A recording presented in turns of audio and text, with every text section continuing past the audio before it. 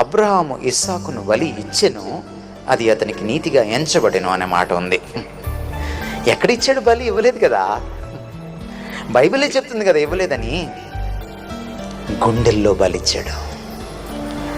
గుండెల్లో విగ్రహమై కూర్చున్న కొడుకుని బలిచ్చాడు.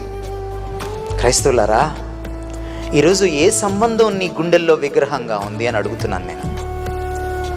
ఏ బాయ్ ఫ్రెండ్, ఏ గర్ల్ ఫ్రెండ్ నీకు, ఏ స్నేహితుడు, ఏ భర్త, ఏ భార్య, ఏ తల్లి, ఏ తండ్రి, ఏ కుమారుడు, ఏ పక్కింటి వాడు, ఏ ఎదురింటి వాడు నీకు విగ్రహంగా ఉన్నాడు అని అడుగుతున్నాను నేను ఈరోజు. సంబంధాలు క్రీస్తుతో మన సంబంధాన్ని చెడగొడతాయి. చాలా సందర్భాల్లో మానవ సంబంధాలు దేవుడితో మనకున్న సంబంధాన్ని చెడగొడతాయి. కొడుకును ప్రేమించడం తప్పు కాదు, కానీ కొడుకును విగ్రహం చేసుకునే అంత ప్రేమించడం తప్పు. తోటి మనిషిని ప్రేమించడం తప్పు కాదు, కానీ దేవుడి కంటే ఎక్కువగా ప్రేమించడం తప్పు. మీకు తెలుసా, దేవుడు పాత నిబంధనలో విగ్రహారాధనని వ్యభిచారంతో పోల్చాడు. ఒక భార్య భర్తను కళ్ళు కప్పి వ్యభిచారం చేస్తే అది బయటపడితే భర్త ఎంత క్రోధంతో రగిలిపోతాడు.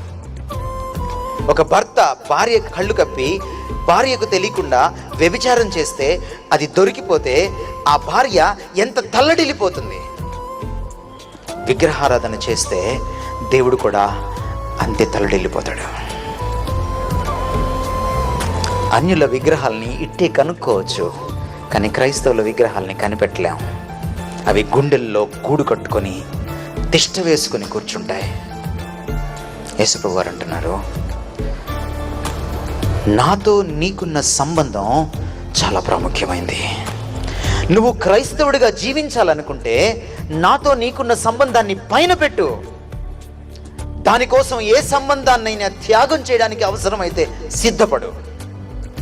ఒకవేళ త్యాగం చేయలేకపోతున్నావంటే అది విగ్రహమే, అది ఆధ్యాత్మిక వ్యభిచారమే. You are unfit to be Christian. You are unfit to be a disciple of Lord Jesus Christ. క్రైస్తవుడిగా, క్రైస్తవురాలిగా ఉండడానికి, యేసుక్రీస్తు శిష్యుడిగా, శిష్యురాలిగా ఉండడానికి నువ్వు పనికిరావు. పాత్రుడు కానేరవు, పాత్రురాలు కానేరవు, సుస్పష్టంగా చెప్పేస్తున్నాడు. అయితే